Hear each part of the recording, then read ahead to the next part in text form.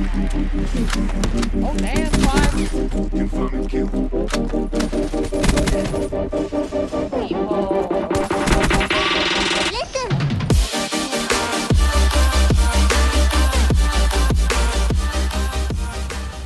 What is up, guys? My name is Wolvo. I want to give a quick shout out to my boy Thunder real quick. Thanks a lot for, letting your subscribers upload on this channel that you made for us.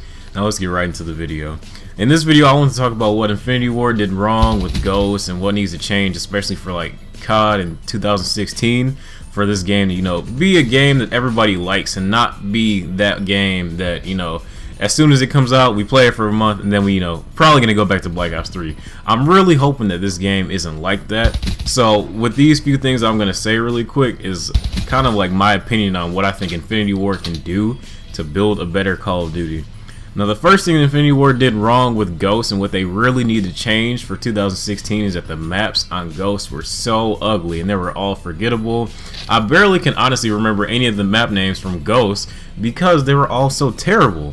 And I think one of the huge problems with Ghost was the fact that the game was just so gray and it was so ugly to look at that you just kind of got bored of it like really easily. Like, honestly, looking at Black Ops 2 and looking at Call of Duty Ghost, Black Ops 2, just by looking at a still frame image compared to a still frame image of Ghost, just looks like a substantially much better game. Just because, they let the artists be kind of creative. I feel like that's a really important thing, to have a very lasting games that, have it be aesthetically pleasing as well as being, fundamentally good, of course. But, some people don't think that aesthetics are a good thing.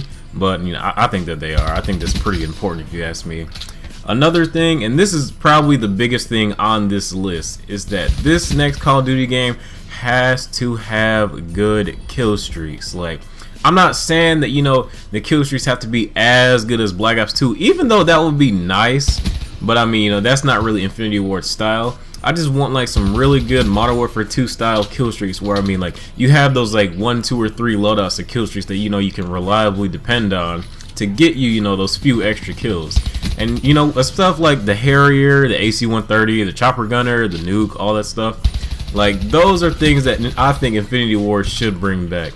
Simply because we play Call of Duty to get kill streaks. We don't play Call of Duty, to play the objective, or I don't know. I mean, okay, some of you guys do. I'm not gonna lie. Sometimes I do too, but mostly we play Call of Duty to get kill streaks. That's where we find the fun factor in Call of Duty, is when we get those big kill streaks and we get to basically dookie on the other team.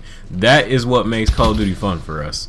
And then basically the last thing I wanted to talk about was just I want them to give us more weapons. But I don't want them to do what Treyarch and Sledgehammer did, by putting all the new weapons in like the supply drops and stuff like that, and having us have to buy the supply drops. And it seems like it's so much harder for us to earn supply drops, especially at the end of this gameplay. I got a nuked out in this game, and you're gonna see that at the end of this gameplay they only gave me 1 crypto key. I don't care what nobody says, the crypto keys got nerfed. They 100% got nerfed. There is no way, because traditionally in a game like this I probably would have earned like 3 or 4 crypto keys in a game like this where I got a nuclear or stuff like that.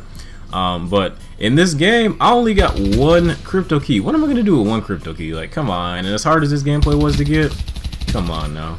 I want them to do something similar to how like Battlefield does weapon expandability, where like when they add a new weapon, they don't just give it to you just because you bought the DLC or just because it was like it came with the game or whatever. They actually make you do like a couple challenges and then they give you the weapon. I feel like that would be a fair way to give the community something to do when you release a weapon. So of course not everybody has it at first, but give everyone a chance to get the weapon. Like, don't have people go out and spend their hard-earned money just to earn these weapons. Like, and it's not really earned.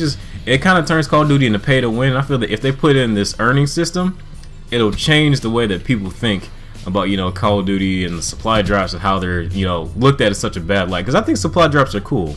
When Treyarch said it was first going to be all cosmetics, I thought that was really sweet. But of course, due to being overseen by Activision, that of course is going to change. So there wasn't really much that we could do about it.